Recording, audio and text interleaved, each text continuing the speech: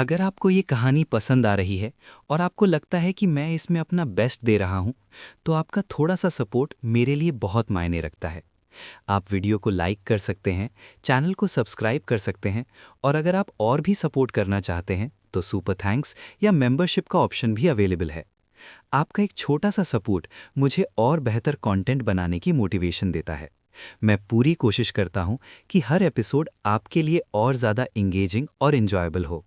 चलिए अब बिना किसी डिले के कहानी को यहीं से आगे बढ़ाते हैं। अध्याय 21 धधकते सूरज की पवित्र भूमि। आपने हुआन स्तर की बेहतर martial art great compassion palm दी जो आपने गुप्त क्षेत्र में जियांग चांगतियन को प्राप्त की थी, उसे स्नो माउंटेन संप्रदाय के लिए एक प्रति बनाने के लिए कहा था। तब से स्नो माउंटेन संप्रदाय का कोई भी सच्चा शिष्य योगदान अंक खर्च करके इसे सीख सकता था। स्नो माउंटेन संप्रदाय में आपकी स्थिति बढ़ गई है और आपने बड़ी मात्रा में संप्रदाय योगदान अंक प्राप्त किए हैं। इसके अलावा क्योंकि great compassion palm 1000 mountain snow से अलग है और व्यक्तिगत रूप से प्राप्त किया गया था, मार्शल आर्ट रिकॉर्ड करने के बाद आपने ये परिवार को वापस लेने के लिए अपने पिता ये चांदोमिंग को मूल दिया था। उसी वर्ष आपने एक उच्च श्रेणी की पृथ्वी स्तरीय निर्वाण गोली का सेवन किया। आपकी जन्मजात प्रतिभा मध्य श्रेणी के गहन से निम्न श्रेणी के पृथ्वी स्तर तक बेहतर हुई। आपने पृथ्वी मूल की गोली का सेवन किया जो पृथ्वी मूल क्षेत्र के प्रारंभिक चरण में प्रवेश कर गई। यद्यपि आप पृथ्वी मूल क्षेत्र में प्रवेश करने के बाद छोटी धन्य भूमि में प्रवेश नहीं कर सकते थे, विरासत के बोनस और अपनी निम्न श्रेणी की पृथ्वी स्तर की जन्मजात प्रतिभा के साथ आपको विश्वास था कि आपकी साधना की गति पहले की तुलना में अधिक तेज होगी। 33वें वर्ष में आपका मार्शल आर्ट कौशल ग्रेट कंपैशन पाम महारत के प्रारंभिक चरण में पहुंच गया। उसी समय आपके बच्चों की शादी हो गई। 34वें वर्ष में आपकी पत्नी जियांग वेन ने आपके तीसरे बच्चे को जन्म दिया। इस बच्चे को 9 ड्रैगन पिल द्वारा संरक्षित किया गया था और उसका जन्म शुभ खगोलीय घटनाओं के साथ हुआ था। अपने जन्म के दिन वह रंग बिरंगे बादलों से घिरा हुआ था। आपके सबसे छोटे बेटे की जन्मजात प्रतिभा पृथ्वी के स्तर के मध्यम वर्ग तक पहुंच गई और उसकी विशेष काया का पता नहीं लगाया जा सका। आपने अपने सबसे छोटे बेटे का नाम ये चेन रखा। उसी वर्ष क्योंकि आपकी ताकत पहले से ही स्वर्गीय मूल क्षेत्र के बराबर थी, आपने यचेन के पास के सभी सामान्य गुप्त क्षेत्रों को लूट लिया जिन्हें आप आसानी से संभाल सकते थे, काफी मात्रा में संसाधन प्राप्त कर सकते थे। 35वें वर्ष में आपने 1000 माउंटेन ब्लेड इंटेंट की महान पूर्णता में महारत हासिल की और आपका हुआन स्तरीय निम्न श्रेणी का मार्शल कौशल 1000 माउंटेन स्नो अपने चरम पर पहुंच गया। आपका हुआन स्तरीय उच्च ग्रेड मार्शल कौशल ग्रेट कंपैशन पाम मध्यवर्ती स्तर तक सुधार हुआ और आपने अपनी पहली हुआन स्तरीय उच्च ग्रेड पेंटिंग बनाई।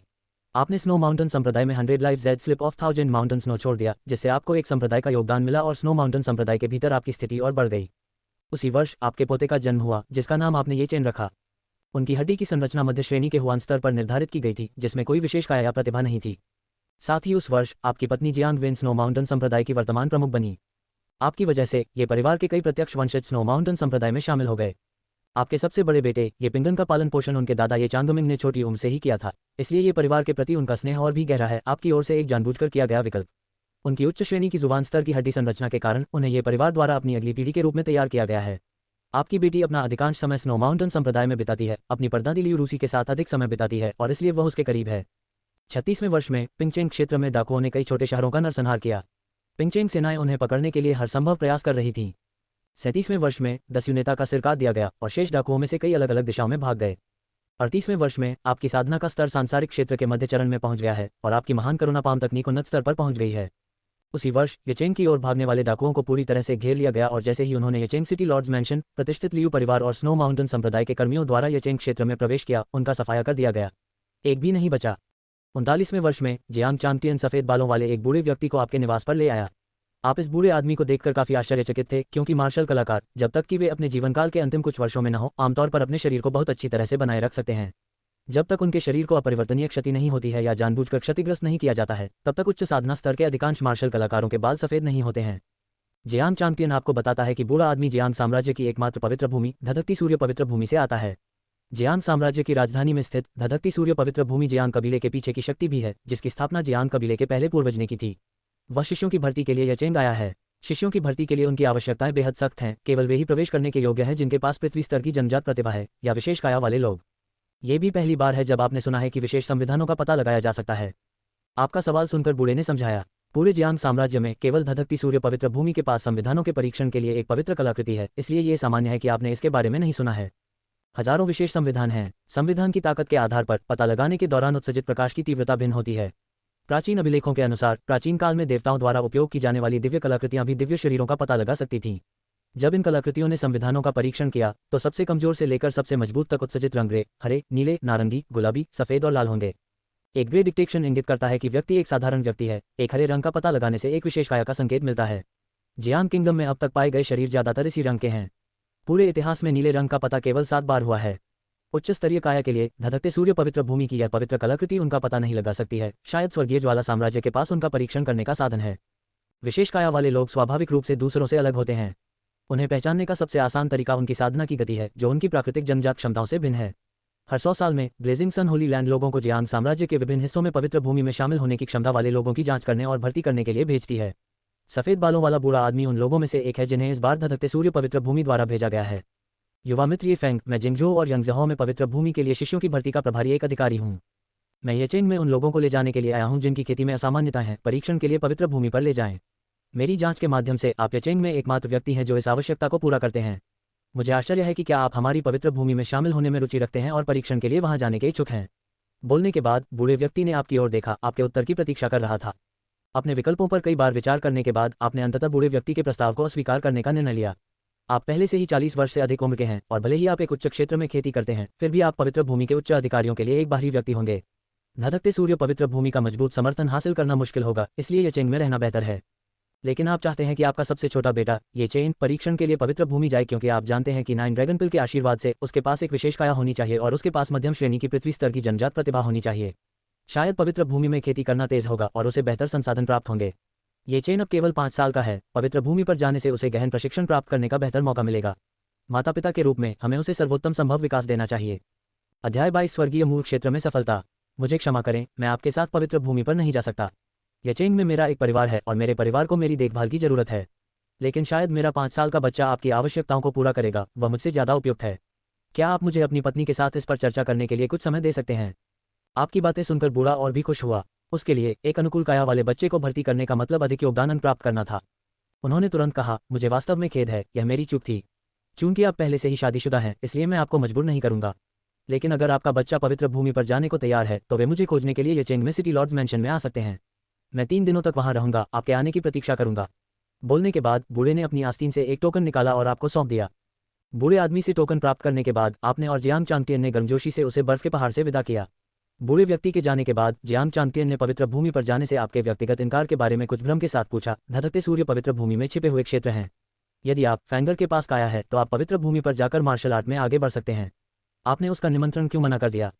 जियांग चांगतियन के शब्दों को सुनकर आपने आह भरी और कहा, मैं धधकते सूर्य पवित्र भूमि में खेती करने के लाभों से अच्छी तरह वाकिफ हूं, लेकिन अगर मैं अभी जाऊं तो क्या धधकती सूर्य पवित्र भूमि वास्तव में मेरा पोषण करने के लिए हर संभव प्रयास करेगी? सबसे पहले, मेरी प्रतिभा के साथ क्या मुझे धधकते सूर्य पवित्र भूमि में शीर्ष पर माना जा सकता है? उत्कृष्ट प्रतिभा के बिना गुफा स्वर्ग में प्रवेश करने के लिए योग्यता प्राप्त करना वास्तव में कठिन है। इसके अलावा भले ही मेरी प्रतिभा अच्छी हो और मैं बचपन से पवित्र भूमि में प्रवेश करने वालों की तुलना में गुफा स्वर्ग में प्रवेश करने की दहलीज को पूरा करता हूं, क्या वे मुझे या उन बच्चों को अंदर जाने देंगे जिन्हें बचपन से उनके द्वारा पाला गया है? परिणाम स्पष्ट है, मेरी उम्र में धधकते सूरज की पवित्र भूमि में प्रवेश करना मुझे उनके लिए केवल एक बाहरी व्यक्ति बना देगा। आपकी बातें सुनकर जियांग चांगतियन उनका खंडन करना चाहता था, लेकिन शांत होने के बाद उसे एहसास हुआ कि यह सच था। पहले उन्होंने केवल धधकते सूर्य गुफा स्वर्ग के लाभों पर विचार किया था और किसी और चीज के बारे में ज्यादा नहीं सोचा था। हालांकि जियांग चांगतियन अभी भी बहुत खुश था कि आप स्नो माउंटेन संप्रदाय के साथ रह सकते हैं।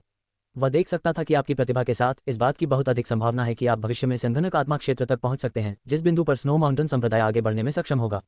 और आप ऐसे व्यक्ति थे जिन्हें उसने बचपन से बड़े होते देखा था। आप पहले से ही उसके जियांग परिवार से अविभाज्य थे। जियांग चांगतियन से बात करने के बाद आपको ये चेन मिल गया। जब आपने उसे देखा तो लड़का अपने भतीजे के साथ ये परिवार के घर पर परेशानी पैदा कर रहा था, जो उसे 1 साल छोटा था। तुम ऊपर गए और उसका कान पकड़ लिया। आपको देखकर ये चेन एक बिल्ली को देखकर चूहे की तरह था, हिलने डुलने से बहुत डरता था। पिछले 5 वर्षों से जब से वह चल सकता था, वह आपके भारी पिता के प्यार के अधीन था। आपने मूल रूप से उसे हर दिन उन प्रभावी लेकिन कड़वे अमृत लेने और उन उबाऊ किताबों को पढ़ने के लिए मजबूर किया जो उसे सो जाना चाहते थे। उनके सोने के समय को छोड़कर उनका कार्यक्रम मूल रूप से भरा हुआ था।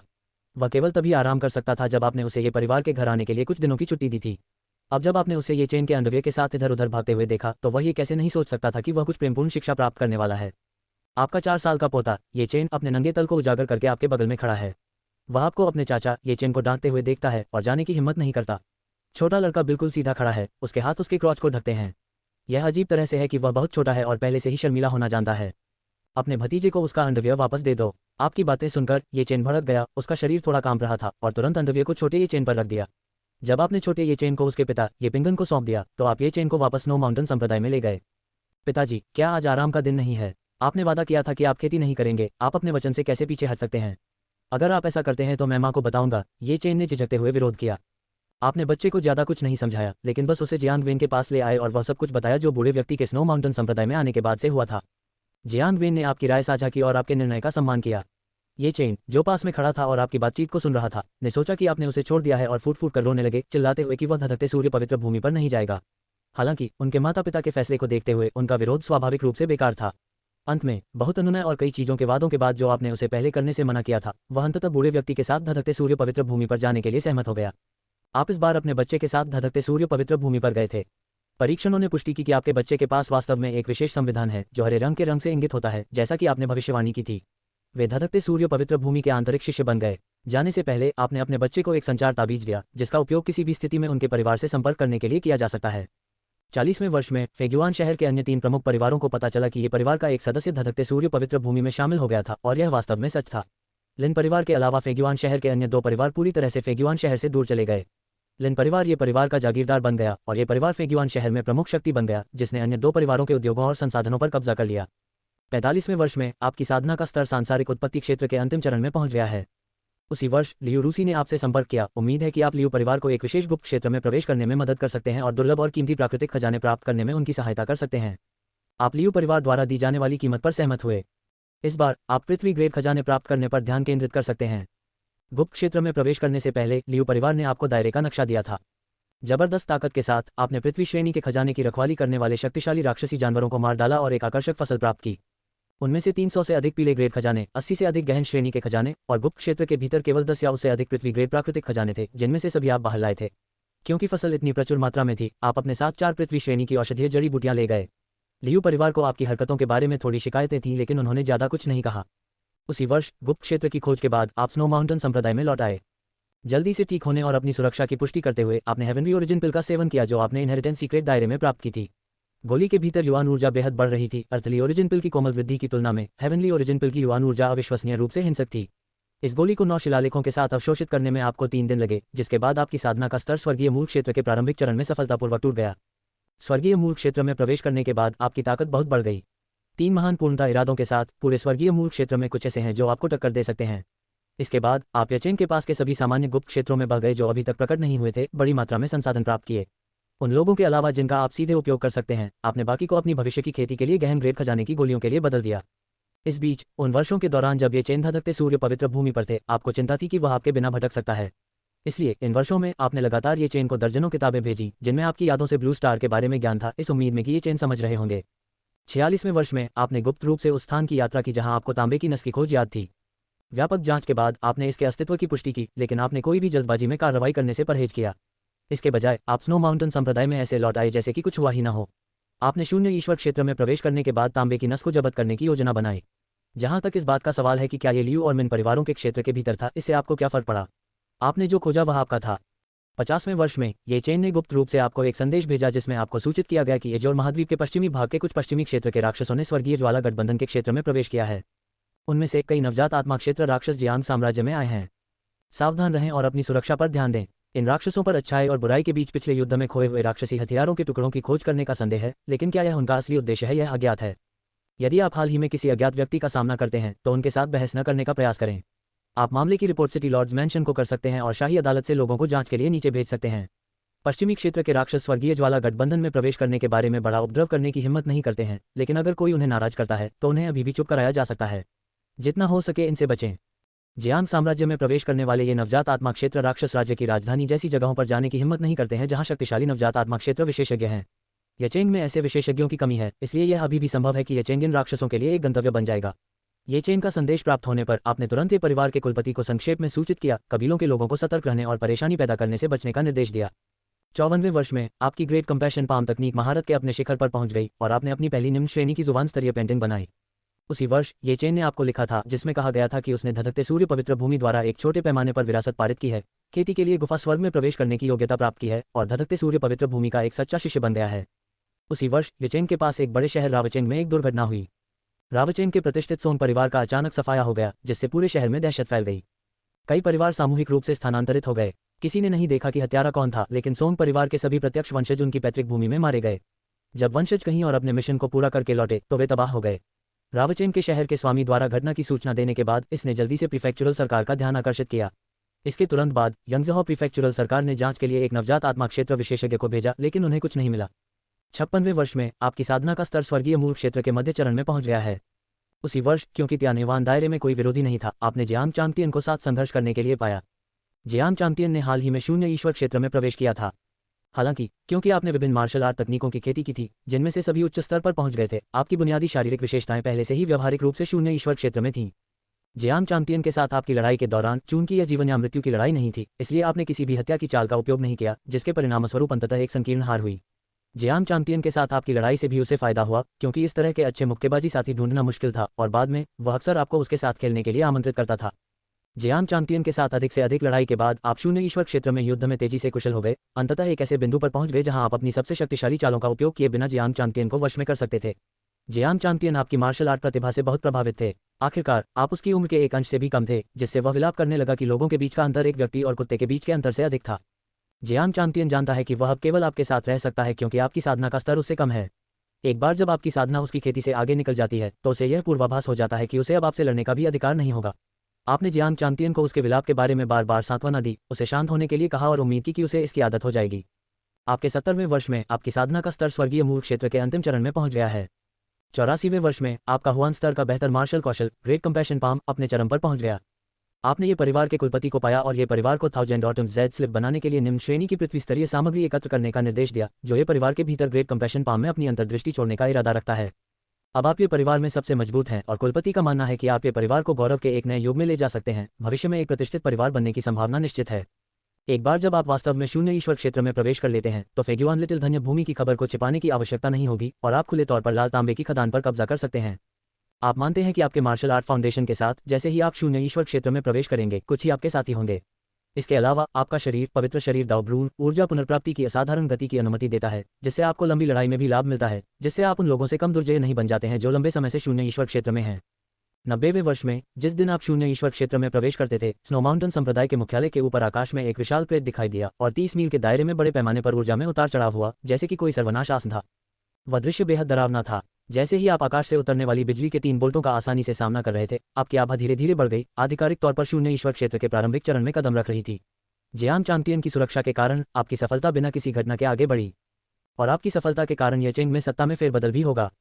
उसी वर्ष आप विभिन्न शून्य ईश्वर क्षेत्र विशेषज्ञों को चुनौती देते हुए सिटी लॉर्ड्स मैंशन और लियू परिवार में गए। येचेंग के सिटी लॉर्ड ने अपनी मध्य चरण शून्य ईश्वर क्षेत्र की ताकत के साथ आपको अपनी पूरी शक्ति का उपयोग करने से पहले ही हरा दिया। लियू परिवार के पास 2 शून्य ईश्वर क्षेत्र विशेषज्ञ थे। परिवार के कुलपति लियू युवानजिन, जिनका जीवनकाल अपने अंत के करीब था, और दूसरा कुलपति लियू जियानयांग। लियू युवानजिन पहले येचेंग के शीर्ष विशेषज्ञ थे जो देर से शून्य भगवान के दायरे में पहुंच रहे थे, जबकि लियू जियानयांग शुरुआती शून्य भगवान क्षेत्र में थे, जो जियांग चांगतियन की तुलना में बाद में टूट गए थे और उनकी ताकत जियांग चांगतियन से नीच थी। लियू जियानयांग आपके पहले जांच हमले में हार गए थे। लियू जियानयांग को आसानी से हराने के बाद लियू युवानजिन ने एक गंभीर अभिव्यक्ति प्रकट की और कहा, युवक, आपके पास कुछ ताकत है, लेकिन आपको पता होना चाहिए कि हमेशा आपसे अधिक मजबूत लोग होते हैं और स्वर्ग से परे स्वर्ग। मुझे आपके ये परिवार से कोई आपत्ति नहीं है जो एक प्रतिष्ठित परिवार बनना चाहता है, लेकिन क्या आप बहुत बड़ी भूख लगने और अपनी जीभ काटने से डरते नहीं हैं यदि आप शीर्ष पर पहुंचने के लिए मेरे लियू परिवार के नाम पर कदम रखना चाहते हैं?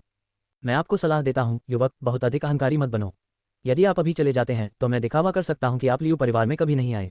मैं लियू युवानजिन 4000 से अधिक वर्षों से येचेंग पर हावी रहा हूं और शून्य ईश्वर क्षेत्र में प्रवेश करने के बाद मेरे 2000 वर्षों का संचय आपके जैसे मामूली बच्चे के रूप में कुछ नहीं है जो अभी अभी शून्य ईश्वर क्षेत्र में प्रवेश कर चुका है।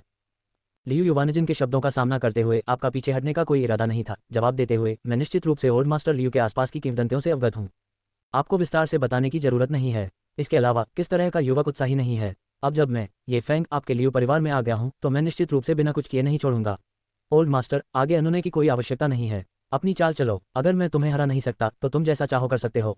बेशक, अगर आपको लगता है कि आप मुझसे लड़ने के लिए बहुत बुरे या खराब स्वास्थ्य में हैं तो आप अब हार स्वीकार कर सकते हैं और मैं आपके आत्मसमर्पण को स्वीकार कर सकता हूँ। लियू परिवार के खिलाफ कार्रवाई करना कोई तात्कालिक निर्णय नहीं था।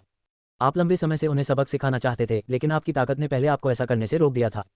अब जब आपके पास शक्ति है तो आप संतुष्ट नहीं हैं यदि आप उन्हें सबक नहीं सिखाते हैं। यदि यह कोई अन्य बल होता तो आपको इतना स्पष्ट नहीं होना पड़ता, लेकिन लियू परिवार ने अतीत में कई परिवारों का विनाश किया है और उस द्वेष का बदला लिया जाना चाहिए। इसके अलावा लियू परिवार ने इतने वर्षों तक येचेंग पर अपना दबदबा बनाया है, अनगिनत अत्याचार किए हैं। यहाँ तक कि पिछली नकली घटना को छोड़कर ये परिवार को लियू परिवार से अपमान और दमन की कोई कमी नहीं हुई है। आपके दृढ़ शब्दों को सुनकर लियू युवानजिन समझ गया कि वह आपको आज वापस जाने के लिए राजी नहीं कर सकता, इसलिए उसने कोशिश करना बंद कर दिया और चुपके से आपको एक गंभीर झटका देने के लिए अपनी ताकत इकट्ठा करना शुरू कर दिया। आपने लियू युवानजिन की सभी गुप्त हरकतें देखी हैं, लेकिन आपको परवाह नहीं है। आपकी ताकत अब सभी शून्य ईश्वर क्षेत्र योद्धाओं पर हावी होने के लिए पर्याप्त है। यहाँ तक कि अगर एक प्रमुख शक्ति के एक शक्तिशाली शून्य ईश्वर क्षेत्र विशेषज्ञ के पास आपसे अधिक गहरी नींव है और वह आपको हरा सकता है, तो वह व्यक्ति लियू युवानजिन नहीं हो सकता। पूर्वज सावधान रहें, इस बच्चे की ताकत थोड़ी कम लगती है। लियू जियानयांग जमीन पर अपनी तरफ लेटे हुए उसे उसके कबीले के लोग गोलियां खिला रहे थे और जल्दी से लियू युवानजिन को याद दिलाया। ये सुनकर लियू युवानजिन हताश हो गया। क्या उसने सोचा था कि वह ये नहीं बता सकता कि ये फैंग की ताकत सामान्य थी या नहीं? वह संभवतः कमजोरी नहीं दिखा सकता था और ये फैंग से उसे जाने देने की भीख नहीं मांग सकता था। क्या वह कर सकता है? फिर वह अपना पुराना चेहरा कहाँ रखेगा? हालांकि वह 4000 वर्षों से अधिक समय तक जीवित रहा था, फिर भी उसे अपना अभिमान था। जियांग चांतियन ने इस दृश्य को मनोरंजन के साथ सामने आते हुए देखा, याद किया कि कैसे लियू परिवार ने लियू रूसी के साथ उनके संबंधों को अस्वीकार कर दिया था और बार बार उन्हें दबाने की कोशिश की थी। अगर वह बाद में शून्य ईश्वर क्षेत्र में नहीं टूटा होता तो वे अलग हो सकते थे। इसके लिए उसने लियू परिवार के प्रति कुछ नाराजगी जताई और वह जानता था कि उसने इस मामले पर आपसे पहले ही चर्चा कर ली थी। वह समझ गया कि आप वास्तव में लियू परिवार को नष्ट नहीं करेंगे, बल्कि केवल उन्हें सबक सिखाएंगे। यहाँ तक कि अगर लियू रूसी को बाद में पता चला तो वह संभवतः आपका पक्ष लेगी। अपने बेकार शब्दों को समाप्त करने के बाद लियू युवानजिन ने अपनी ताकत इकट्ठा की और आप पर पूरी ताकत से हमला किया, जिससे आपका परीक्षण करने का कोई इरादा नहीं दिखा। आपने उसके प्रत्येक हमले को आसानी से रोक दिया और फिर पलटवार किया। 15 मिनट से भी कम समय में लियू युवानजिन को खांसी से खून बह गया और वह फिर से खड़े होने में असमर्थ होकर जमीन पर गिर गया। क्या आप आश्वस्त हैं? आपकी पूछताछ का सामना करते हुए लियू युवानजिन के पास कहने के लिए कुछ नहीं था। आपने उसे लियू जियानयांग के साथ मार्शल आर्ट की शपथ लेने के लिए भी मजबूर किया, ये शर्त रखते हुए कि लियू परिवार को भविष्य के किसी भी मामले में ये परिवार को नुकसान पहुंचाने या उसके खिलाफ योजना बनाने की अनुमति नहीं दी जाएगी। अगर यह शपथ टूटी तो वह मार्शल आर्ट में आगे नहीं बढ़ पाएंगे। 96वें वर्ष में आपके परिवार के कुलपति को तांबे की खदान के स्थल पर ले गए। उसी वर्ष परिवार ने खनन शुरू करने के लिए लोगों को खदान में आने की व्यवस्था की, जिसमें 5 पृथ्वी मूल क्षेत्र योद्धा और 2 हेवन ओरिजिन दायरे योद्धा शामिल थे। हेवन ओरिजिन दायरे के योद्धा ये परिवार के दूसरे कुलपति और आपके पिता ये चांगमिंग थे। साथ ही किसी भी दुर्घटना को रोकने के लिए आप संचालन की देखरेख करने और मिन परिवार को परेशानी पैदा करने से रोकने के लिए तांबे की खदान में भी आए। उसी वर्ष क्योंकि खदान यंगजहौ और जिंगजोऊ की सीमा पर स्थित थी, पिंगचेंग के मिन परिवार ने तांबे की खदान को जब्त करने का प्रयास करते हुए लोगों को जांच के लिए भेजा। ये जानने के बाद कि इस पर लियू परिवार का कब्जा नहीं है, वे और भी अधिक अहंकारी हो गए और इसे जब्त करने की कोशिश करने के लिए 10 से अधिक त्यानिवान क्षेत्र विशेषज्ञों को खदान में भेजा, लेकिन उन सभी को आपके द्वारा पिंगचेंग वापस भेज दिया गया। 3 दिनों के भीतर मिन परिवार के 2 शून्य भगवान क्षेत्र के बुजुर्ग खदान के ऊपर दिखाई दिए, जो ये परिवार के साथ तांबे की खदान को संयुक्त रूप से विभाजित करने पर चर्चा करना चाहते थे। साझा करने की उनकी इच्छा उनकी बुद्धिमत्ता से उपजी है कि लियू परिवार भाग नहीं ले रहा था, क्योंकि उन्हें आपके द्वारा सबक सिखाया गया था। हालांकि मिन परिवार के बुजुर्ग को विश्वास नहीं था कि वह आपसे हार जाएगा, वे वास्तव में पहले नहीं लड़े थे, इसलिए उन्होंने अस्थायी रूप से सहयोग के बारे में पूछताछ की। उसके दिमाग में यदि आप वास्तव में 50/50 विभाजन के लिए सहमत हैं तो इसका मतलब है कि ये परिवार पूरी तरह से छाल रहा था और कोई काटने वाला नहीं था, और वह तांबे की खदान को बलपूर्वक जब्त करने में संकोच नहीं करेगा। आप मिन परिवार के कुलपति का परीक्षण करने में समय बर्बाद नहीं करना चाहते थे, इसलिए आपने सीधे तौर पर कहा कि आपने खदान की खोज की है और इसका एकाधिकार करने का इरादा है। जिसने भी इसे जब्त करने की कोशिश की वह आपसे लड़ने के लिए स्वागत योग्य था। मिन परिवार के 2 कुलपतियों से लड़ने के बाद आपने उन्हें आसानी से हरा दिया। उनकी ताकत लियू परिवार के बराबर थी, इसलिए वे आपके लिए कोई मुकाबला नहीं थे। उन्हें हराने के बाद मिन परिवार ने माफी भेजी। आप समझ गए थे कि ये परिवार ने अब वास्तव में खदान पर नियंत्रण हासिल कर लिया था और शून्य ईश्वर क्षेत्र में प्रवेश करने के लिए आपकी फंडिंग सुरक्षित हो गई थी। 167वें वर्ष में आपकी साधना का स्तर शून्य ईश्वर क्षेत्र के मध्य चरण में पहुंच गया है और आपका युद्ध कौशल ग्रेट कंपैशन पाम पूर्णता के शिखर पर पहुंच गया है। आपकी शारीरिक विशेषताओं और ताकत में काफी सुधार हुआ है। 172वें वर्ष में हालांकि आप बहुत लगन से खेती कर रहे हैं, लेकिन आपकी ताकत में प्रगति धीमी हो रही है। आप जानते हैं कि ऐसा इसलिए है क्योंकि आपके पास अन्य शक्तिशाली व्यक्तियों के साथ लड़ाई की कमी है, यही कारण है कि आपकी प्रगति इतनी धीमी है। फिर भी आपका छोड़ने का कोई इरादा नहीं है। आपके पास खेती के लिए अमृत खरीदने के लिए यचेंग में पहले से ही पर्याप्त धन है और आप यचेंग के क्षेत्र में इसी तरह रहना जारी रखने की योजना बना रहे हैं। अगर कोई आपको परेशान नहीं करता है तो आप मर नहीं जाते, तब तक छिपते रहेंगे। 213वें वर्ष में यंगजहौ में एक बड़ी घटना हुई। यचेंग के पास एक पवित्र स्थल दिखाई दिया। ये पवित्र स्थल कभी एक छोटा कुटी स्वर्ग था जो गुइटियनियन एलायंस के भीतर एक डची के नियंत्रण में था। हालांकि अलौकिक राक्षसों के आक्रमण के कारण पूरा कुटी स्वर्ग तबाह हो गया था और केवल कुछ ही लोग बच पाए। क्योंकि कुटी स्वर्ग अलौकिक राक्षसों द्वारा क्षतिग्रस्त हो गया था, ये तब से एजियोर स्काई कॉन्टिनेंट के पूर्वी भाग के शून्य में भटक रहा है। हर 5000 साल में आधे महीने के लिए नश्वर क्षेत्र में दिखाई देता है।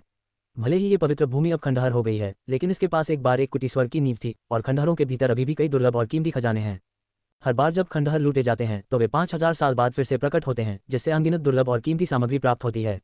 उनमें से कई पृथ्वी श्रेणी के खजाने हैं और भाग्य के साथ स्वर्ग श्रेणी के खजाने को खोजना संभव नहीं है। खंडहरों की उपस्थिति से भारी उतार चढ़ाव हुआ, जिसे पूरे यंगजहौ में सभी शून्य भगवान क्षेत्र मार्शल कलाकारों द्वारा महसूस किया गया था। खंडहर दिखाई देने के कुछ ही समय बाद आपको बाहर उतार चढ़ाव महसूस हुआ। फेंगर यंगजहौ की सीमाओं के भीतर पवित्र खंडहर दिखाई दिए हैं। यचेंग की दूरी को देखते हुए हमारे पास खंडहरों तक पहुंचने के लिए पर्याप्त समय है। ये जीवन में एक बार मिलने वाला अवसर है। जियांग चांगतियन की उत्साहित आवाज बाहर से आई। जल्द ही आपका दरवाजा खुला और जियांग चांगतियन की अपेक्षित निगाहों को देखकर आपके मन में अलग अलग विचार आए। दादाजी जियांग इस बार खंडहर यंगजहौ के क्षेत्र में दिखाई दिए।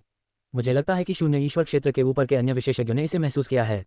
खंडहर अभी भी बहुत खतरनाक हैं। हमने हाल ही में शून्य ईश्वर क्षेत्र में प्रवेश किया है। अगर हम वास्तव में खंडहरों में प्रवेश करते हैं तो हमें दूसरों के साथ प्रतिस्पर्धा करने में कोई महत्वपूर्ण लाभ नहीं होगा और मुझे नहीं लगता कि हमें बहुत कुछ मिलेगा। हम बस इंतजार क्यों नहीं करते और देखते हैं। आपकी चिंताओं को सुनकर जियांग चांगतियन ने समझ लिया कि आपने क्या गलत समझा था और कहा, नवजात आत्मा क्षेत्र में वास्तव में विशेषज्ञ हैं जो हमारे यंगजहौ क्षेत्र में प्रवेश कर चुके हैं, लेकिन आपको उनके बारे में चिंता करने की आवश्यकता नहीं है फैंगर। जब तक हम उन पर हमला नहीं करेंगे वे हमें नुकसान नहीं पहुंचाएंगे। आप इसके बारे में ज़्यादा नहीं जानते होंगे क्योंकि आप लंबे समय से शून्य ईश्वर क्षेत्र में नहीं हैं। वास्तव में इस तरह के बड़े पैमाने पर खंडहरों के लिए हमारे जियांग साम्राज्य के भीतर की ताकतें हमेशा बाहरी खतरों के खिलाफ एकजुट होती हैं।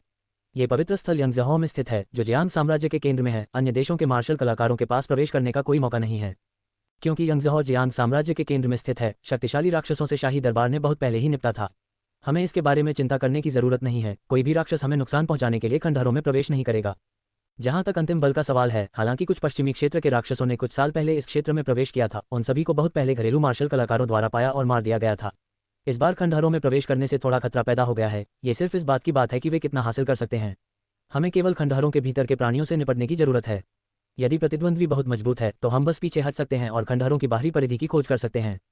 इसके अलावा दूसरे आपकी ताकत नहीं जान सकते हैं फैंगर, लेकिन मैं करता हूं। मैं ये कहने की हिम्मत नहीं करूंगा कि आप एक नवजात आत्मा क्षेत्र विशेषज्ञ से लड़ सकते हैं, लेकिन अकेले शून्य ईश्वर क्षेत्र के भीतर मुझे लगता है कि किसी ऐसे व्यक्ति को ढूंढना मुश्किल होगा जो आपसे लड़ सके। इस बार हमारी अच्छी फसल हो सकती है। जियांग चांगतियन के तार्किक विश्लेषण को सुनने के बाद आपने एक पल के लिए सोचा, लेकिन अंततः पवित्र खंडहरों का पता लगाने के लिए उसके साथ जाने का फैसला किया। आखिरकार आप अंदर की चीजों से बहुत लुभाते थे और यदि आप वास्तव में स्वर्ग श्रेणी का खजाना प्राप्त कर सकते हैं तो आपकी खेती एक महत्वपूर्ण अंतर से आगे बढ़ती। आखिरकार जियांग किंगडम में पृथ्वी ग्रेड खजाने को अभी भी स्वर्गीय लॉ सोने के सिक्कों के साथ बदला या खरीदा जा सकता है, लेकिन स्वर्ग श्रेणी के खजाने अत्यंत दुर्लभ और कठिन हैं। कोई भी शक्ति बहुत सारे स्वर्ग ग्रेड खजाने होने के बारे में शिकायत नहीं करेगी, यहाँ तक कि अगर वे उन्हें प्राप्त कर सकते हैं तो यह वस्तु विनिमय के माध्यम से होगा। और अभी आपके पास जो सबसे मूल्यवान वस्तु है वह केवल वह उच्च श्रेणी का पृथ्वी ग्रेड खजाना है जो आपके पास इनहेरिटेंस सीक्रेट दायरे में था। पवित्र खंडहरों की यह यात्रा आपके ज्ञान को समृद्ध कर सकती है। ऐसा अवसर वास्तव में दुर्लभ है और आपको संभवतः इसके जैसे किसी अन्य अवसर से मिलना मुश्किल होगा। बाद में आप और जियांग चांगतियन ने स्नो माउंटेन संप्रदाय के मुख्यालय को छोड़ दिया और उस स्थान की ओर उड़ गए जिसे आपने पहले महसूस किया था। रास्ते में आपने कई ताकतों को महसूस किया, जिनमें येचेंग के परिचित सिटी लॉर्ड, लियू परिवार के कुलपिता और मिन परिवार के कुलपति शामिल थे, लेकिन अन्य स्थानों के ज्यादातर शक्तिशाली व्यक्ति जिनका आपने पहले सामना नहीं किया था। जब आपने उनकी उपस्थिति को महसूस किया तो उन्होंने भी आपको देखा, लेकिन उन्होंने आपको रोकने का कोई प्रयास नहीं किया। हालांकि लियू परिवार के कुलपति, जो आपको जानते थे, ने आपकी उपस्थिति को महसूस करते ही तुरंत अपनी अभिव्यक्ति को गहरा कर दिया। वह स्पष्ट रूप से महसूस कर सकता था कि आप फिर से मजबूत हो गए हैं। 100 साल से भी कम समय में आप वास्तव में फिर से आगे बढ़ गए हैं। खेती की ऐसी गति लियू युवानजिन को हड्डी तक ठंडा कर देती है। हालांकि वह इसके खिलाफ असहाय है। उसके द्वारा की गई मार्शल शपथ के कारण वह अब आप पर हमला नहीं कर सकता। इसके अलावा वह आपके लिए कोई मुकाबला नहीं है। भले ही आप मजबूत हो जाएं, फिर भी वह आपको हरा नहीं सकता। उसके लिए स्थिति अपरिवर्तित लगती है। ये सोचकर लियू युवानजिन को कुछ राहत महसूस हुई। सौभाग्य से उसके मन में आपके लिए कोई गहरी नफरत नहीं थी, इसलिए आप बड़े होने के बाद लियू परिवार का सफाया नहीं करेंगे। दूसरी तरफ मिन परिवार के कुलपति अलग हैं। आखिरकार उन्होंने पिछली बार आपकी तांबे की खदान को जब्त करने की सक्रिय रूप से कोशिश की, जिसने पहले ही काफी दुश्मनी पैदा कर दी है। सौभाग्य से कोई घायल नहीं हुआ और उन्होंने बाद में माफी मांगी। हालांकि उस समय मिन परिवार ने वास्तव में आपको गंभीरता से नहीं लिया। उनके विचार में सबसे खराब स्थिति में वे भविष्य में इसी तरह के संसाधनों के लिए प्रतिस्पर्धा नहीं करेंगे और आप उनके संसाधनों को जब्त करने के लिए पिंचेंग नहीं जाएंगे। आखिरकार मिन परिवार लियू परिवार से अलग है। वे आपसे प्रतिस्पर्धा नहीं कर रहे हैं, लेकिन अब ऐसा लगता है कि आपकी आश्चर्यजनक प्रगति के साथ आप वास्तव में एकाग्रता क्षेत्र में प्रवेश करने की क्षमता रखते हैं। उस समय अगर वे पिंक सिटी में भी हों तो भी वे सुरक्षित महसूस नहीं करेंगे। इस प्रकार खंडहरों की अपनी यात्रा पर मिन परिवार के 2 कुलपतियों ने अपने प्रतिवादों पर विचार करना जारी रखा। आप इस बात से अनजान हैं कि लियू और मिन परिवार आप पर ध्यान दे रहे हैं, लेकिन अगर आपने ऐसा किया अभी तो आपको कोई परवाह नहीं होगी। जो आपसे हारे हुए हैं उन्हें कभी भी प्रतिद्वंद्वी नहीं माना जाता है। यहाँ तक कि अगर आप उन्हें पकड़ने के लिए समय देते हैं तो वे केवल आपकी पीठ देखेंगे। 3 दिन बाद आप पवित्र खंडहरों की बाहरी परिधि पर पहुंचे। क्षेत्र पहले से ही लोगों से भरा हुआ था, लेकिन खंडहरों की ओर जाने वाले मार्ग को खुला छोड़ दिया गया था। जो लोग खंडहरों में प्रवेश कर सकते थे वे शून्य ईश्वर क्षेत्र या उससे ऊपर के सभी शक्तिशाली व्यक्ति थे और उन्होंने आपको रोकने की हिम्मत नहीं की। इन लोगों में विभिन्न शहर के मालिकों की हवेली के गार्ड, प्रमुख परिवारों के अनुचर और कुछ स्वतंत्र व्यक्तियों के दोस्त और रिश्तेदार शामिल थे। यहाँ रहने वाले इन लोगों का उद्देश्य अपने रिश्तेदारों और दोस्तों के खंडहरों में खजाना खोजने की प्रतीक्षा करना है और फिर जाते समय उनकी रक्षा करना है। आपने अवशेष टेलीपोर्टेशन सरणी की ओर जाने से पहले केवल इन लोगों पर थोड़ी देर नजर डाली, जबकि कई अन्य लोग इस स्थान की ओर दौड़ पड़े। कुछ ही समय बाद आप और जियांग चांगतियन एक साथ प्रवेश करने के बाद खंडहरों के भीतर एक ही स्थान पर टेलीपोर्ट किए गए। प्रवेश करने पर आपने खुद को एक झील के पास पाया। जियांग चांगतियन ने आसपास के क्षेत्र में इसी तरह के स्थानों को खोजने की उम्मीद करते हुए जल्दी से एक नक्शा प्राप्त किया। जबकि मानचित्र पर दर्शाए गए खंडहर समय बीतने के कारण आसपास के परिदृश्य से पूरी तरह मेल नहीं खाते थे, कुछ सामान्य समानताएं पाई जा सकती हैं। आप जल्द ही पुष्टि करेंगे कि जिस झील पर आप उतरे हैं वह खंडहरों के बाहरी इलाके में स्थित है और बहुत खतरनाक नहीं है। ये झील पवित्र भूमि गुफा स्वर्ग की जल चंद्रमा झील है। झील में दिखाई देने वाले राक्षस मजबूत नहीं हैं और मूल रूप से स्वर्गीय मूल क्षेत्र में कोई राक्षस नहीं है। अभिलेखों के अनुसार ये जाति वयस्कता के बाद सांसारिक मूल क्षेत्र तक पहुंच सकती है और उनकी संख्या बहुत बड़ी है, लेकिन वे आपके लिए ज्यादा खतरा पैदा नहीं करते हैं। एक दुर्लभ मोती जैसा खजाना है जो झील में दिखाई दे सकता है, जिसे वाटर मूनपल कहा जाता है। इसमें ग्रेड पृथ्वी स्तरीय खजाना सामग्री बनने का मौका है, जिसका उपयोग ग्रेड पृथ्वी स्तर की जादुई कलाकृतियों को परिष्कृत करने के लिए किया जा सकता है। ये जल चंद्रमा मोती पूरे कबीले द्वारा अपनी महत्वपूर्ण ऊर्जा से दिन रात इसे परिष्कृत करने का परिणाम है। ये दानव पशु कबीला मोती के पोषण के लिए अपनी ऊर्जा समर्पित करता है।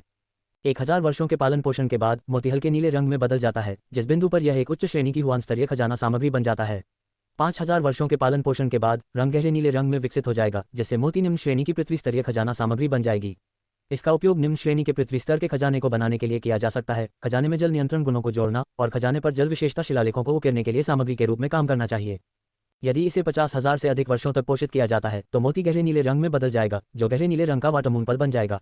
फिर इसकी मौलिक शक्ति ऊपरी श्रेणी के पृथ्वी स्तर तक पहुंच जाएगी, जिससे यह एक अत्यंत दुर्लभ खजाना बन जाएगा।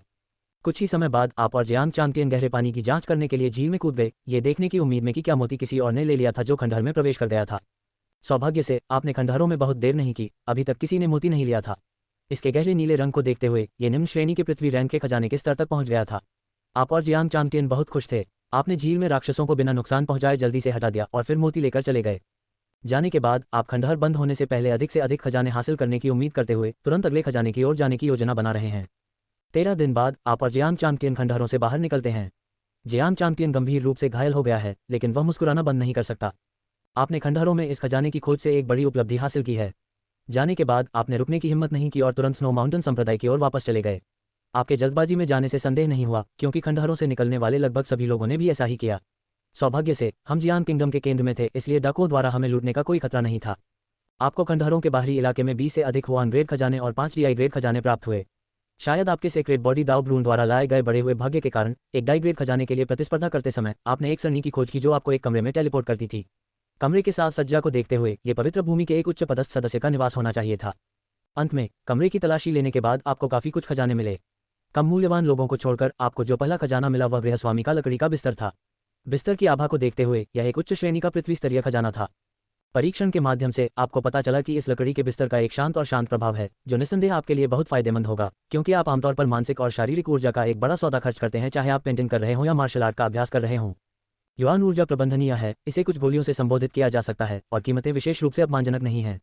हालांकि मानसिक ऊर्जा के लिए गोलियां बेहद महंगी हैं। आप संभवतः रोजाना खेती नहीं कर सकते और उन्हें दशकों तक नहीं ले सकते। यहाँ तक कि अपने धन के साथ आप इस तरह की बर्बादी का सामना नहीं कर सकते। इसलिए आपको बिल्कुल आराम करने की जरूरत है। आखिरकार केवल अपने दिमाग को आराम देकर ही आप पेंटिंग और साधना में आधे प्रयास के साथ दोगुने परिणाम प्राप्त कर सकते हैं। क्योंकि आप बहुत लगन से खेती करते हैं, जितना अधिक समय आप खेती में बिताते हैं आपको उतने ही अधिक आराम की आवश्यकता होती है। ये लकड़ी का बिस्तर उस गति को बढ़ा सकता है जिस पर आप अपनी ऊर्जा और जीवन शक्ति को पुनर्प्राप्त करते हैं। आमतौर पर आपको पूरी तरह से तरोताजा होने में 4 घंटे लगते हैं, लेकिन अब इसे कम से कम आधा किया जा सकता है। इससे आपकी साधना की गति और आप जितनी बार पेंट कर सकते हैं उसमें भी काफ़ी वृद्धि होगी। ऐसे खजाने जो मन को शांत कर सकते हैं और शांति को बढ़ावा दे सकते हैं वे अत्यंत दुर्लभ हैं। उच्च श्रेणी के पृथ्वी स्तर तक पहुंचने वालों की तो बात ही छोड़ दें। ऐसा इसलिए है क्योंकि ऐसी सामग्रियां बहुत दुर्लभ हैं, बहुत सीमित मात्रा में उत्पादित होती हैं, जबकि बहुत सारे मार्शल कलाकार हैं जिन्हें उनकी आवश्यकता होती है। पाया गया दूसरा खजाना कमरे के मालिक का चायदानी था, जो एक शीर्ष श्रेणी का पृथ्वी स्तरीय खजाना भी था। इस चायदानी में एक ब्रह्मांड था, शाब्दिक अर्थों में नहीं बल्कि वास्तव में इसका वह कार्य था। इस चायदानी का वर्णन इसके बर्तन के भीतर सूर्य और चंद्रमा या इसकी हथेली के भीतर ब्रह्मांड को समाहित करने के रूप में किया गया है। इस प्रकार के चायदानी को संदर्भित करता है। ये चायदानी आध्यात्मिक जल आधारित सामग्री एकत्र कर सकती है, जिससे ऐसे खजानों की खपत काफी कम हो जाती है।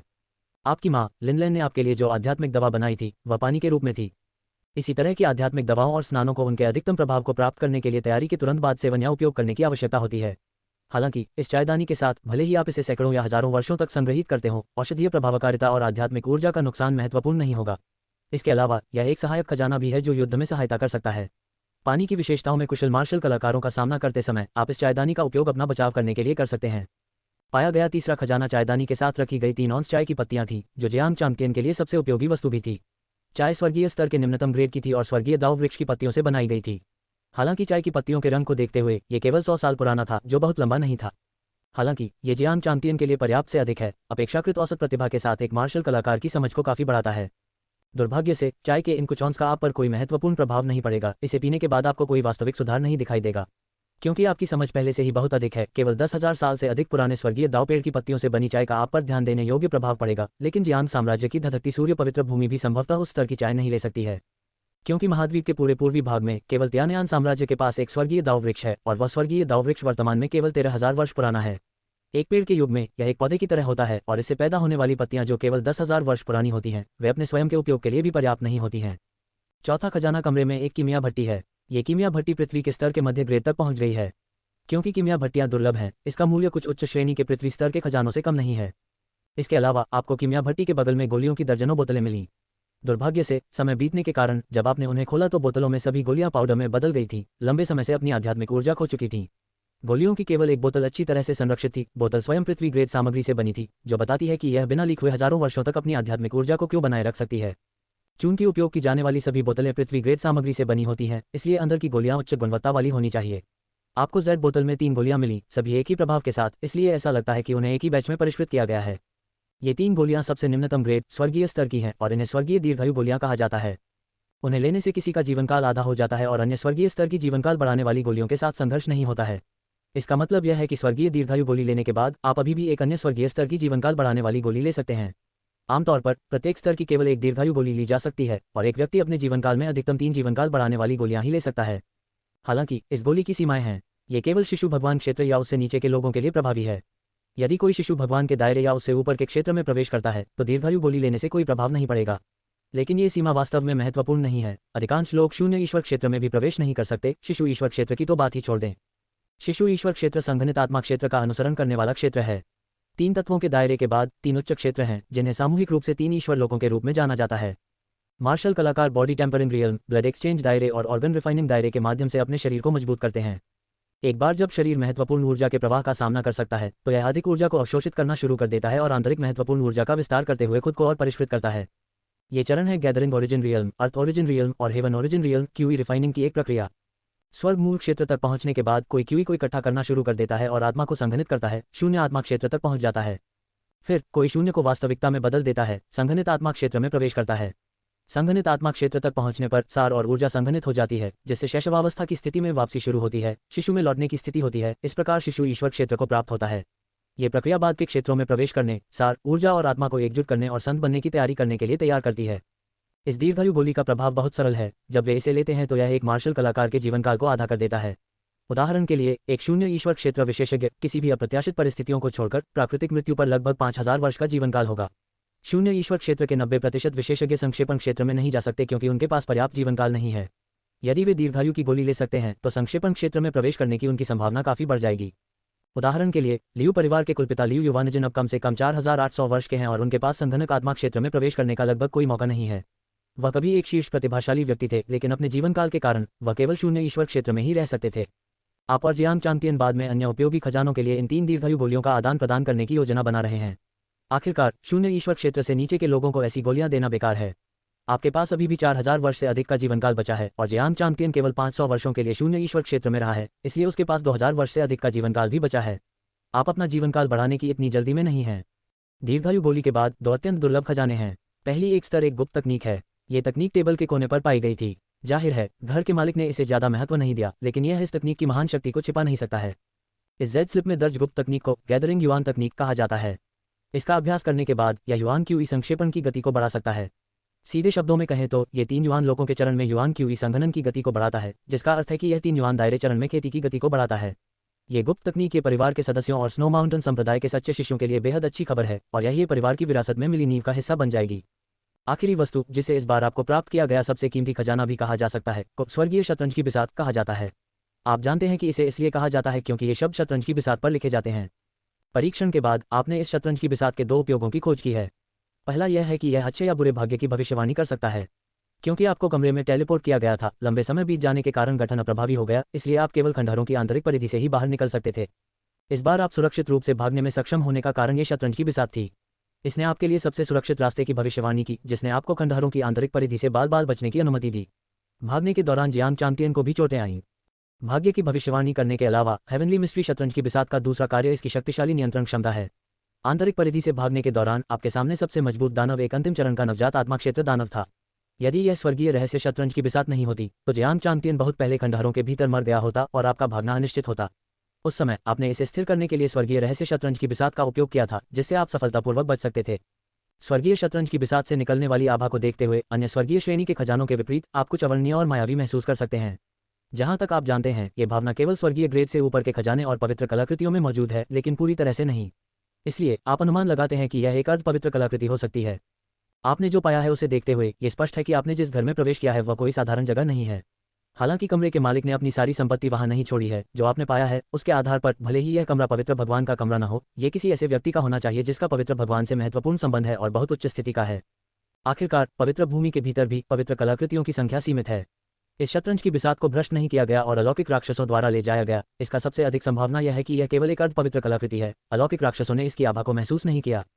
स्नो माउंटेन संप्रदाय में लौटने के बाद आपने ध्यान बिस्तर को पीछे छोड़ दिया, जियांग चांगतियन को 100 साल की ज्ञानोदय चाय दी और आत्मरक्षा के लिए चायदानी भी उसे सौंप दी। जरूरत पड़ने पर आप इसे वापस ले सकते हैं। हम सभी परिवार हैं, इसलिए आपने इस बात की बहुत अधिक परवाह नहीं की कि इसे किसने दिया। आप अभी के लिए बस वही उपयोग करना चाहते थे जो आप कर सकते थे। 214वें वर्ष में आपने स्वर्गीय मूल गोली को परिष्कृत करने के लिए सामग्री के लिए अपने द्वारा काटी गई कुछ कीमती सामग्रियों का आदान प्रदान किया। सामग्री प्राप्त करने के बाद आपने उन्हें ये चेन को दे दिया, जिसने तब ब्लेजिंग सन होली लैंड के कीमिया मास्टर से 5 स्वर्गीय मूल गोलियों को परिष्कृत करवाया था। उनमें से एक कीमियागर को भुगतान के रूप में दी गई थी और शेष 4 गोलियां आपकी पत्नी जियांग वेन, आपके सबसे बड़े बेटे ये पिंगान, आपकी बेटी जियांग कियानिक्स्यू और आपके दोस्त ये मिंग्यू को दी गई थीं। उसी वर्ष जियांग वेन, ये पिंगान, जियांग कियानिक्स्यू और ये मिंग्यू सभी स्वर्गीय मूल क्षेत्र में प्रवेश कर गए। उसी समय ये परिवार ने येचेंग पर नियंत्रण कर लिया और लियू परिवार ने उन्हें कुछ संसाधन हस्तांतरित कर दिए।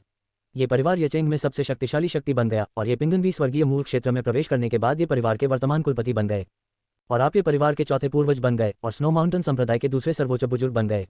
आपकी बेटी के स्वर्गीय मूल क्षेत्र में प्रवेश करने के बाद वह अपनी मां जियांग वेन को स्नो माउंटेन संप्रदाय की वर्तमान नेता के रूप में सफल बनाई। 275वें वर्ष में आपका क्षेत्र शून्य ईश्वर क्षेत्र के अंतिम चरण में आगे बढ़ा और हाल के वर्षों में आप उच्च श्रेणी के हुआन स्तरीय चित्रों को आसानी से चित्रित करने में सक्षम हुए हैं। आपने 20 छद्म जानवर चित्रों को चित्रित करने में कई महीने बिताए और उन्हें आपके असली नाम से चित्रित किया गया था। आपके द्वारा बुलाए गए छद्म जानवर स्वर्गीय मूल क्षेत्र के अंतिम चरण में पहुंच गए। आपने ये नक्शे अपने बेटे ये पिंगन को दिए और उसे विभिन्न संसाधन बिंदुओं पर ये परिवार के सदस्यों को वितरित करने के लिए कहा। इन छद्म जानवरों के मानचित्रों के समर्थन से ये परिवार के सदस्य जो पहले अपनी स्थिति की रक्षा करने के लिए संघर्ष कर रहे थे, उन्हें यह बहुत आसान लगा। इससे पहले लियू परिवार ने कई संसाधन बिंदुओं को त्याग दिया था, जो ये परिवार के लिए अच्छी खबर थी। हालांकि उनकी अपर्याप्त नींव और ताकत के कारण यहां तक कि 3 कुलपतियों को भी संसाधन बिंदुओं की रक्षा करने और दैनिक रखरखाव करने के लिए बाहर जाना पड़ा।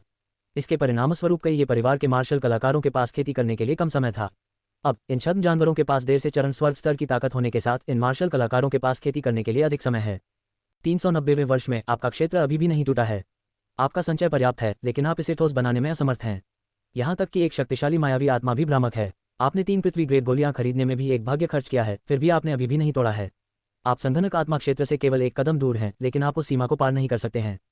उसी वर्ष आपके बेटे ये चेन, जो धधकते सूर्य पवित्र भूमि में थे, ने आपको खुशखबरी भेजी। वह शून्य ईश्वर क्षेत्र में टूट गया था। आप इस खबर से काफी हैरान थे। ये चेन के पास एक मध्य श्रेणी की पृथ्वी स्तर की जड़ की हड्डी थी, जो आपके निम्न श्रेणी की पृथ्वी स्तरीय जड़ की हड्डी से बेहतर थी। यद्यपि आपने अपनी साधना के दौरान कई गोलियों का सेवन किया था और विरासत के गुप्त क्षेत्र के कारण अपनी साधना के समय को भी काफी कम कर दिया था, वह आपसे इतना धीमा कैसे हो सकता है? आप कुछ उलझन में थे। आप जो नहीं जानते वह यह है कि भले ही ये चेन ने पवित्र भूमि में विरासत के परीक्षण से गुजरा था, लेकिन उसका परीक्षण सिर्फ एक साधारण था। पवित्र भूमि में कोई भी शिष्य शक्ति और क्षमता के साथ इसे पार कर सकता है। हर सच्चा शिष्य विरासत की परीक्षा से गुजरा है। और आप अपने जन्मजात औषधीय हृदय के साथ जब से आपने खेती शुरू की है, तब से बड़ी मात्रा में गोलियों का सेवन कर रहे हैं। यहाँ तक कि अपने शारीरिक गठन पर विचार किए बिना आपकी साधना की गति अभी भी शीर्ष श्रेणी के पृथ्वी स्तर के शरीर के कई मालिकों की तुलना में तेज है। स्वर्गीय लॉ किंगडम राजकुमार, जिसके पास एक पवित्र शरीर दाव भ्रूण भी है, एक पवित्र कलाकृति के साथ परीक्षण किया गया और उसका रंग नीला था। उन्हें जो प्रभाव मिला वह सामान्य काया से कहीं अधिक था। खेती की गति में 50% की वृद्धि योगात्मक नहीं थी, ये गुणक थी। 300 से अधिक उम्र में ये चेन की शून्य ईश्वर क्षेत्र में प्रवेश करने की क्षमता पहले से ही आश्चर्यजनक है। यहाँ तक कि धधकते सूर्य पवित्र भूमि में भी उनकी प्रतिभा सर्वश्रेष्ठ में से एक है। ये चेन के टेलीपैथिक संदेश के माध्यम से आपको पता चला कि जब वह शून्य ईश्वर क्षेत्र में प्रवेश किया, तो वह और 11 अन्य, कुल 12 बनाकर धधकते सूर्य पवित्र भूमि की स्वर्ण पीढ़ी बन गए। गोल्डन जनरेशन को सच्चे शिष्यों की तुलना में धधकते सूर्य पवित्र भूमि के भीतर अधिक संसाधन सहायता प्राप्त होती है। 12 गोल्डन सन्स की प्रत्येक पीढ़ी के पास शिशु ईश्वर क्षेत्र में प्रवेश करने की प्रतिभा होती है। आप बच्चे की सफलता से बहुत खुश थे और 3 दीर्घायु गोलियों में से एक लिया, इसे धधकते सूर्य पवित्र भूमि में ये चेन तक पहुंचाया।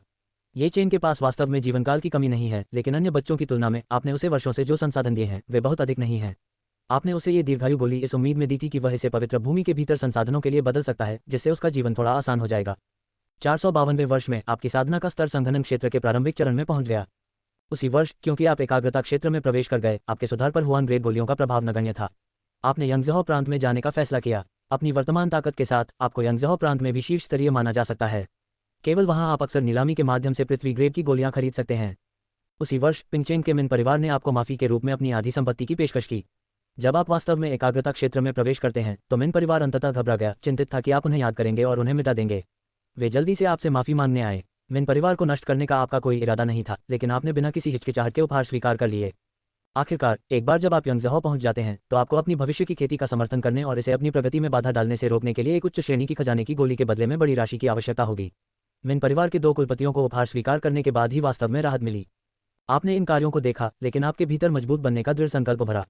यद्यपि आप अब शक्तिशाली दिखाई देते हैं, मिन परिवार से उपजी किसी की घबराहट ने आपको एहसास कराया है कि आप नहीं चाहते कि आप खुद को या अपने परिवार को मिन परिवार की तरह समाप्त कर दें। एक नवजात आत्मा क्षेत्र विशेषज्ञ के सामने झुक रहे हैं। समाधान दूसरों की तुलना में मजबूत बनना है ताकि आपके पास आवाज हो सके और आपको लगातार अपना सिर झुकाना न पड़े। 453वें वर्ष में आपने यंगजहौ प्रांत में पैर जमाने के लिए ये परिवार के एक हिस्से का नेतृत्व किया और यंगजहौ प्रांत में ये परिवार के कबीले क्षेत्र का निर्माण किया। शहर का निर्माण करने वाली कई ताकतों में शाही दरबार सबसे मजबूत था। इसे सौंपे गए सभी अधिकारी धधकते सूर्य पवित्र भूमि से थे। यंगजहौ का वर्तमान प्रीफेक्ट पूरे शहर में सबसे मजबूत मार्शल आर्टिस्ट था और कहा जाता था कि उसकी खेती शिशु भगवान क्षेत्र के मध्य चरण तक पहुंच गई थी। प्रीफेक्ट, जिसे गवर्नर के रूप में भी जाना जाता है, पूरे प्रांत में एकमात्र अन्य शक्तिशाली व्यक्ति है और यंगजहौ के गवर्नर भी एक नवजात आत्मा क्षेत्र विशेषज्ञ हैं। ये दोनों यंगजहौ के भीतर अन्य सभी ताकतों से ऊपर हैं। आधिकारिक बलों के अलावा शहर के अन्य 3 शीर्ष बलों में से सबसे मजबूत संघनन क्षेत्र में हैं। यंगजहौ के शहर निर्माण में आपके प्रवेश को लेकर तीनों सेनाएं काफी घबराई हुई हैं, लेकिन उन्होंने तुरंत आप पर हमला नहीं किया है। उसी वर्ष शहर के स्वामी की हवेली, ये जानने के बाद कि ये चेन ये परिवार का सदस्य था, ने आपको एक भोज में आमंत्रित किया। भोज में यंगजहौ के गवर्नर आपके लिए बहुत मेहमान नवाज थे। उसे जानने के बाद आपको एहसास हुआ कि यंगजहौ के गवर्नर शी वेनमिंग वास्तव में आपके सबसे छोटे बेटे ये चेन के तीसरे वरिष्ठ भाई थे। क्योंकि ये चेन को धधकते सूर्य पवित्र भूमि के 12 स्वर्ण पुत्रों में से एक के रूप में पदोन्नत किए जाने के बाद उन्हें पवित्र भूमि के तीसरे बुजुर्ग द्वारा पसंद किया गया और उनके शिष्य के रूप में लिया गया, जो तीसरे बुजुर्ग के 5वें व्यक्तिगत शिष्य बन गए। ये तीसरे एल्डर का आखिरी निजी शिष्य स्थान भी था। इस भोज के बाद जियानचेन की आधिकारिक सेनाएं आपके और ये परिवार के बहुत करीब हो गईं, मूल रूप से आपको अपना आधा मानते हुए। इस भोज के कारण जियानचेन में अन्य 3 शीर्ष शक्तियों ने ये परिवार की अपनी जांच तेज कर दी।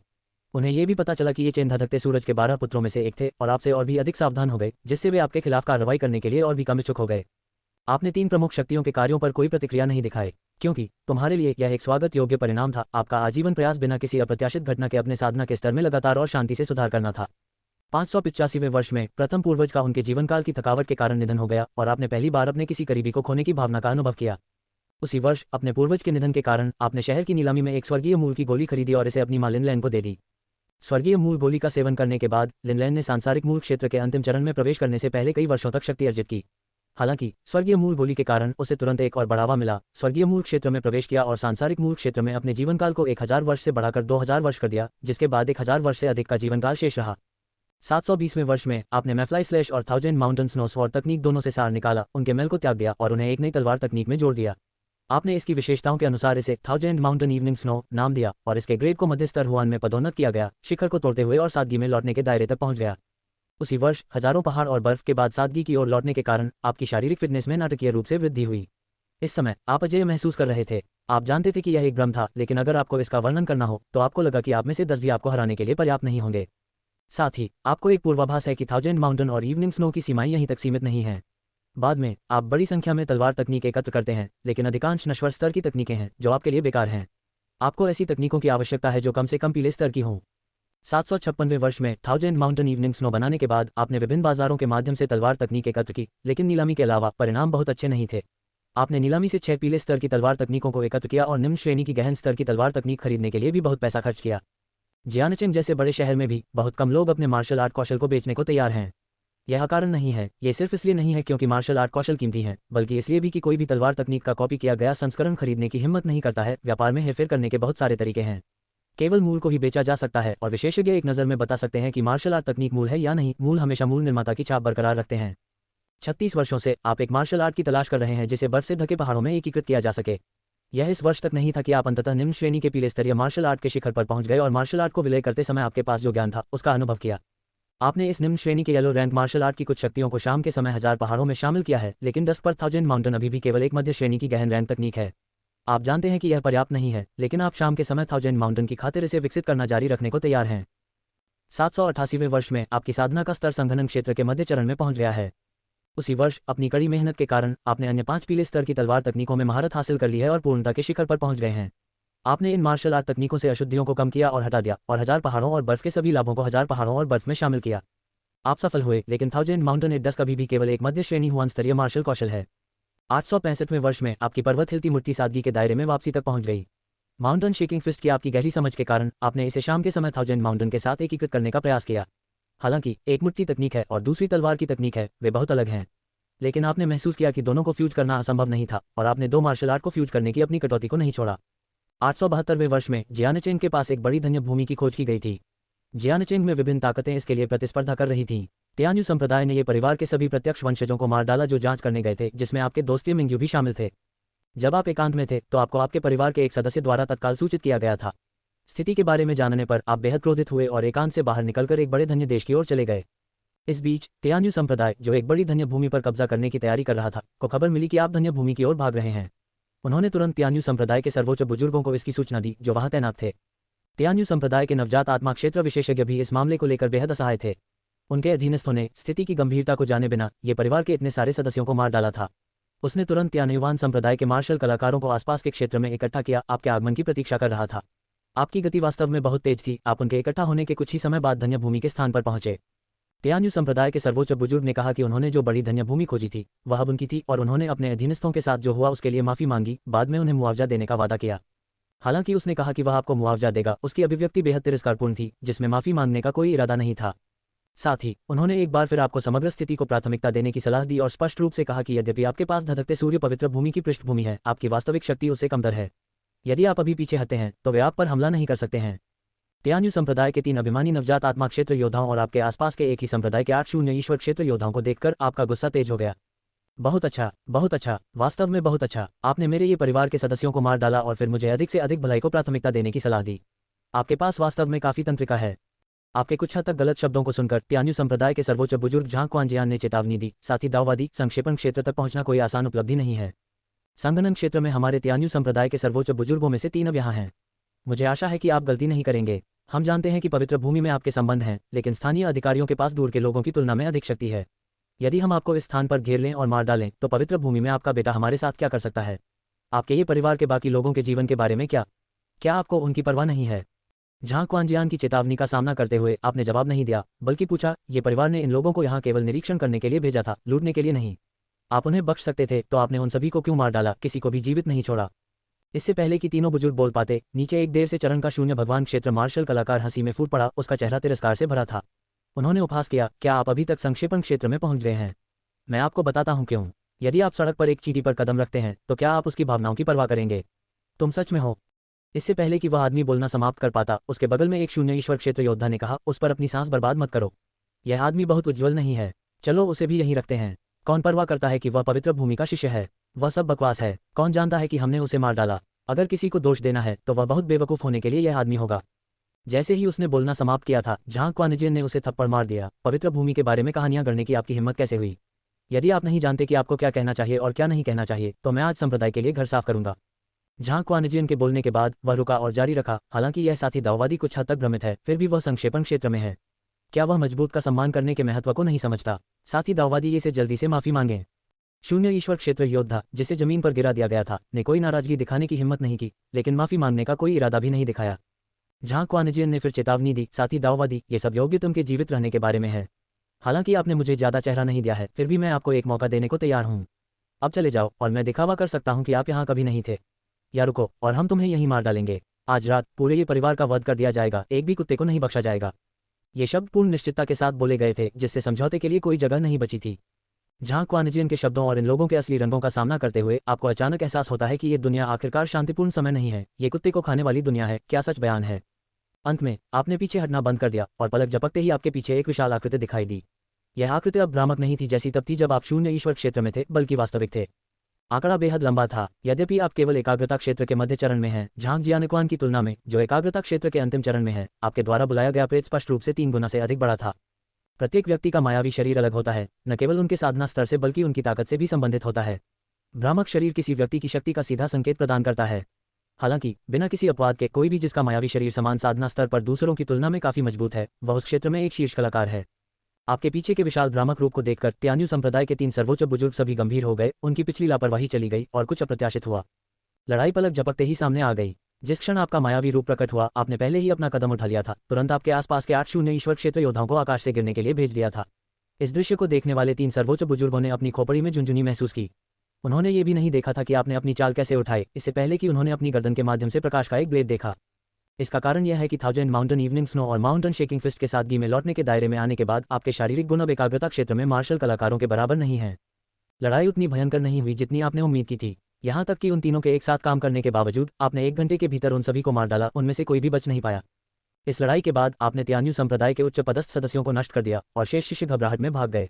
आपने उन लोगों को बख्शा जिन्होंने आपके ये परिवार के सदस्यों के नरसंहार में भाग नहीं लिया।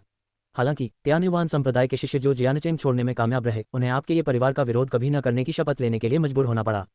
आपकी भारी ताकत का सामना करते हुए अन्य 2 प्रमुख शक्तियों ने तुरंत इस बड़ी धन्य भूमि के लिए अपनी प्रतिस्पर्धा को छोड़ दिया, इसे बिना किसी हिचकिचाहट के आपको सौंप दिया और आगे आपके साथ प्रतिस्पर्धा करने की हिम्मत नहीं की।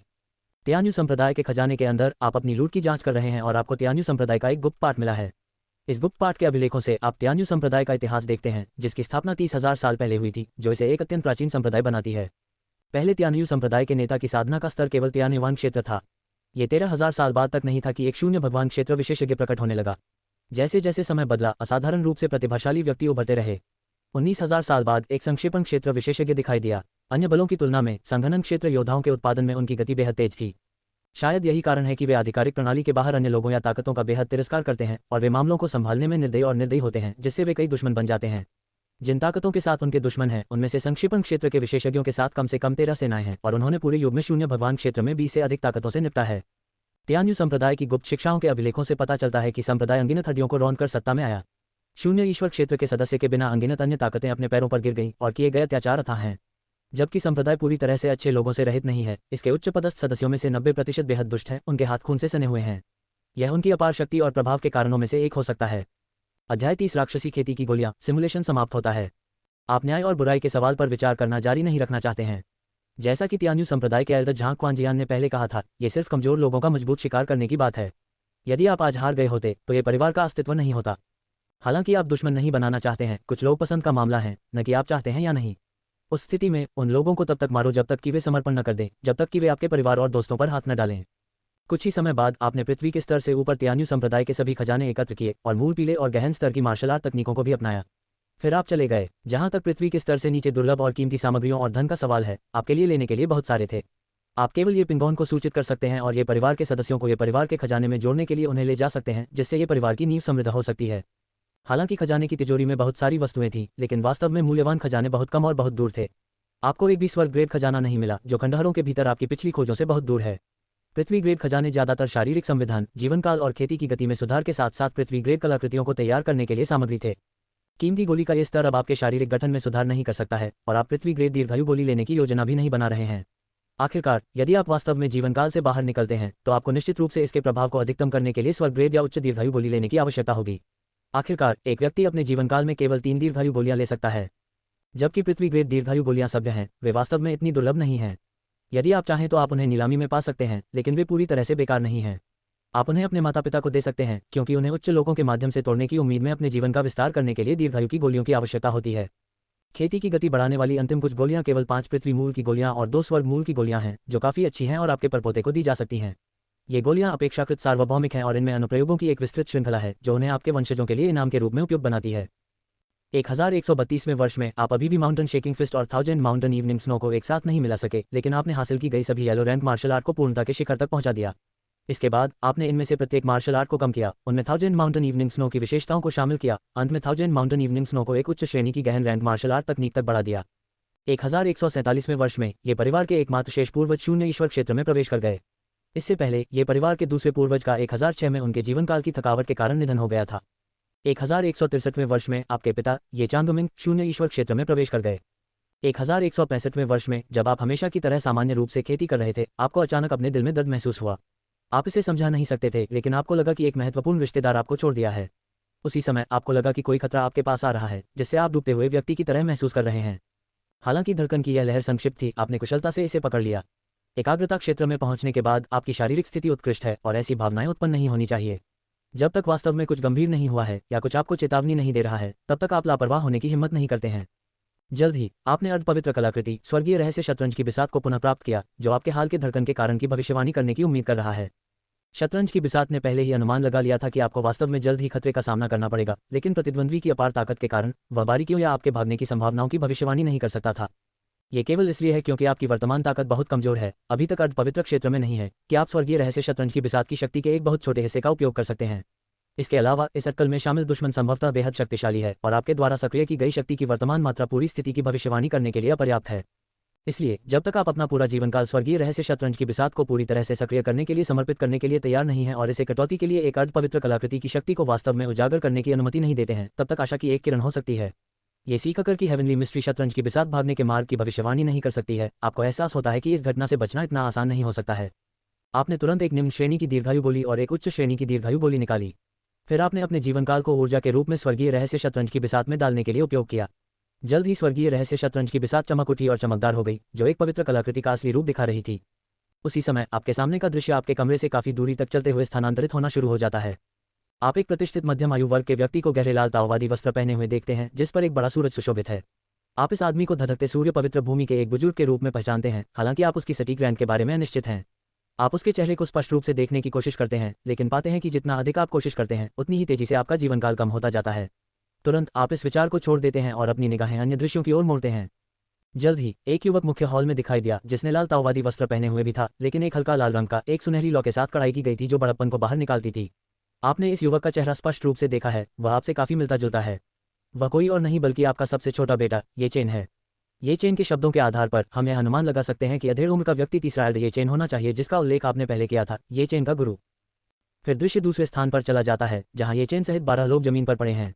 तीसरे एल्डर के बगल में 5 लोग हैं, सभी ने धधकते सूर्य पवित्र भूमि के बुजुर्गों के एक ही वस्त्र पहने हुए हैं। तीसरे एल्डर ने सबसे पहले कहा, यह मेरा 5वां शिष्य है, ये चेन। उन्हें महान ऋषि की विरासत में मिली है। वर्षों से मैं उसे नुस्खे के अनुसार खिला रहा हूँ। हालांकि ऐसा लगता है कि उसने कुछ खोज लिया है, फिर भी वह आज्ञाकारी रूप से करता है जैसा कि मैं कहता हूँ। अब वह तैयार है और इस कीमिया में मुख्य जल विशेषता घटक के रूप में इस्तेमाल किया जा सकता है। तीसरे एल्डर के बोलने के बाद उसके सामने वाला व्यक्ति नहीं बोला, लेकिन थोड़ा सिर हिलाया, ऐसा लग रहा था कि वह उससे सहमत है। तीसरे एल्डर के समान ताओवादी वस्त्र पहने एक युवक ने अपने बगल वाले व्यक्ति से कहा, यह मेरा तीसरा शिष्य है, जिसका नाम है। हालांकि वह बहुत सहयोगी नहीं है, फिर भी वह औषधीय घटक के विकल्प के रूप में काम कर सकता है। ... इन लोगों की बात सुनकर आपको एहसास होता है कि पवित्र भूमि उतनी धर्मी नहीं हो सकती जितनी दिखती है। धधकती सूर्य पवित्र भूमि के इन बुजुर्गों का सामना करने वाले लोग स्पष्ट रूप से पूर्वी गठबंधन के धर्मी कृषक नहीं हैं, उनकी आभा को देखते हुए वे ज्यादातर राक्षसी पद से हैं। फिर भी धधकती सूर्य पवित्र भूमि खुले तौर पर उनके साथ व्यापार कर रही है, यहाँ तक कि अपने स्वयं के शिष्यों को वस्तुओं के रूप में भी उपयोग कर रही है। और उन राक्षसी काश्तकारों के अनुसार ऐसा लगता है कि वे 12 लोगों को परिष्कृत करने का इरादा रखते हैं, जिनमें आपके बेटे ये चेन भी शामिल हैं, अमृत, मानव चिकित्सा। इस बीच जैसे ही आपने राक्षस को कुछ और बार देखा, राक्षसी साधक को कुछ महसूस हुआ और उसने आपकी दिशा में देखा। पहले इस राक्षसी कृषक का चेहरा तीसरे बुजुर्ग की तरह आपको धुंधला दिखाई देता था, लेकिन जैसे ही उसने आपकी ओर देखा, मोज़ेक जैसा रूप गायब हो गया, जिससे उसका असली चेहरा दिखाई दे रहा था, एक महिला। तुम मर चुके हो, सिमुलेशन खत्म।